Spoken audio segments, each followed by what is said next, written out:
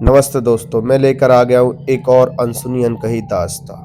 ये कहानी एक हॉस्पिटल की, जो कि पुराने कब्रिस्तान के ऊपर बना हुआ था। लेकिन इस चीज के बारे में किसी को नहीं पता था कि ये हॉस्पिटल कब्रिस्तान के ऊपर बना हुआ है।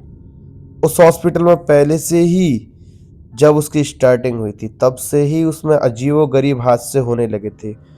कभी कोई पेशेंट ठीक होते होते मर जाता, तो कभी कोई पेशेंट मरा हुआ उठ के चलने लग जाता। कहा जाता था कि ये जो हॉस्पिटल है, ये शापित हॉस्पिटल है, जिसमें कि कुछ रूहानी शक्तियां अपना बास बनाए बैठी हुई हैं और वो यहाँ से जाने वाली नहीं है, चाहे कुछ भी हो जाए।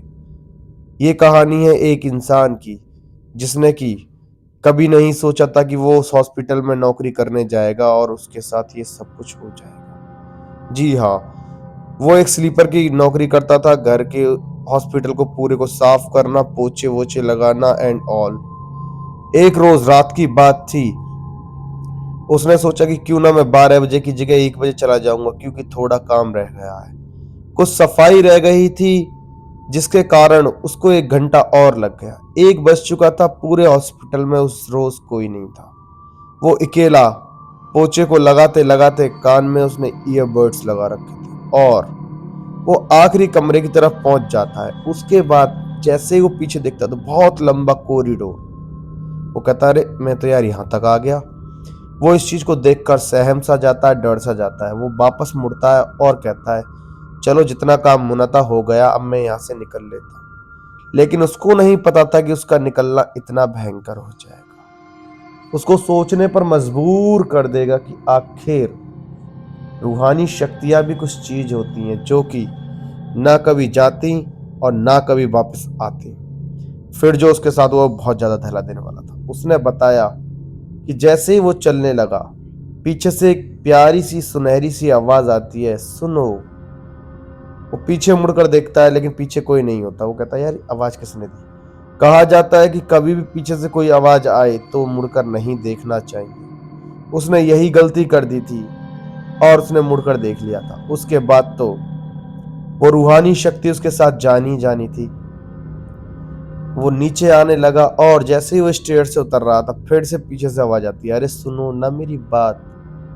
जैसे ही उसने पीछे मुड़कर देखा, उसको फिर पीछे कोई नहीं दिखा। वो फिर सहम गया, डर गया और सोचने पर मजबूर हो गया कि आखिर ऐसी कौन सी रूहानी शक्ति है जो मुझे आवाज मार रही है। उसने पीछे देखा, पर उसे जब पीछे कोई नहीं दिखा तो वो ना कुछ सोचते हुए वहां से निकलने लगा। वो अकेला था उस समय, उसको थोड़ा डर भी लगने लग गया था। पर डर एक अपनी जगह पर चीज होती है, उसका तो रोज का काम था, इसलिए उसे आदत भी थी।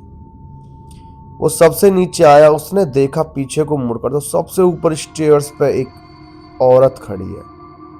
उसने कहा, अरे बहन जी कौन हो तुम?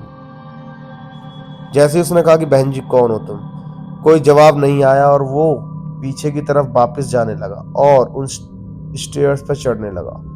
जैसे ही वो स्टेयर्स पर चढ़ रहा था, उसने जो देखा वो दहला देने वाला था। स्टेयर्स के ऊपर चढ़ते चढ़ते चढ़ते चढ़ते उसने जो देखा कि एक लड़की, जो कि उसके जस्ट बिल्कुल सामने खड़ी है, उसका चेहरा अजीबो गरीब था, जैसे चेहरे के अंदर से खून गायब हो गया। लग रहा था कोई बॉडी उठकर आ गई है।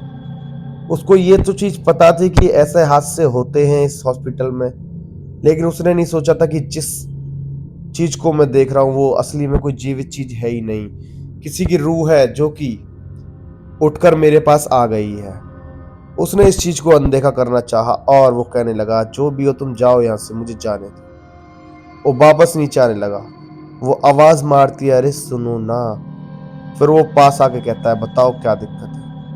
मेरी बॉडी वहां कई दिनों से पड़ी है, उसको तुम कैसे भी करके यहाँ से निकलवा दो, वरना उसमें स्मेल आने लगेगी। ये सुनकर उसकी सांस सी रुक गई और वो सोचने लगा कि आखिर ये कैसे हो सकता है?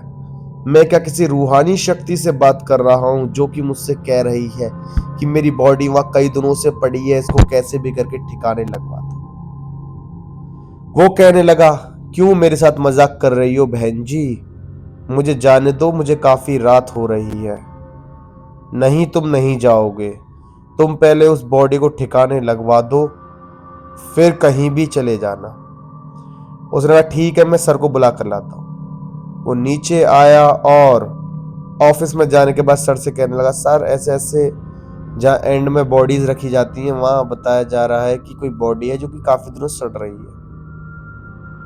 एक लड़की है वो मुझसे कह रही है आप चलो मेरे साथ। सर आते हैं, देखते हैं तो वहां कोई लड़की नहीं होती। वो कहते हैं अरे क्यों मजाक कर रहा है। नहीं सर, यही थी वो लड़की। उसने बॉक्स नंबर 8 में बताया कि एक लड़की बॉडी सड़ रही है, वो भी 6 दिनों से। डॉक्टर कहता है ठीक है चलो मेरे साथ चलो, दिखाओ मुझे कौन सी बॉडी सड़ रही है। देखा तो सारे डिब्बे खाली थे, लेकिन नंबर 8 में सच में एक बॉडी पड़ी थी।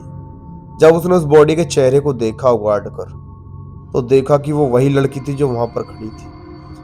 कहा जाता है कि उस कर्मचारी ने उस दिन के बाद उस हॉस्पिटल में कभी काम नहीं किया और हॉस्पिटल को वो छोड़कर चला गया।